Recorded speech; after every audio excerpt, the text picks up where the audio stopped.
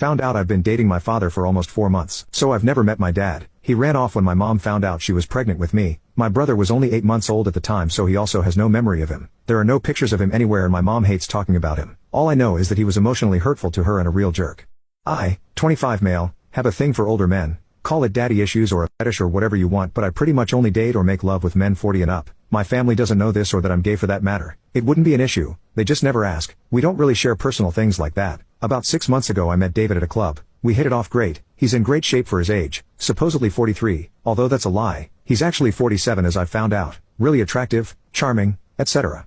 He left for a 2-week work trip a few days after we met, but we kept messaging each other and I really liked him, which is rare for me. We went on a date after he came back and have pretty much been dating ever since. He has a lot of money and I'm kind of his sugar baby, but that's not the reason I was attracted to him. Definitely A+ though. I didn't tell anyone we were dating except for 2 of my best friends. He also never met any of my friends or family and I never met his.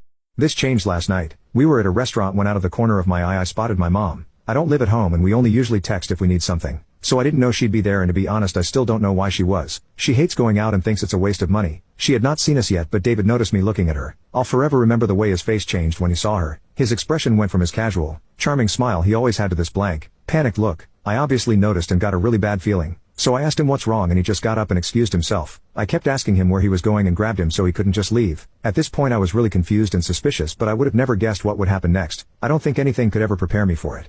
At some point while he was getting up my mother must have spotted us because next thing I know she's next to our table, asking me what was going on. I couldn't really pinpoint her facial expression because it looked like she was horrified, but again, at this point I didn't know David was my father and she doesn't know I'm gay. David is visibly uncomfortable and looks like he wants to die. He was literally sweating. I assumed this was because he didn't want my mother to know I was dating someone of his age.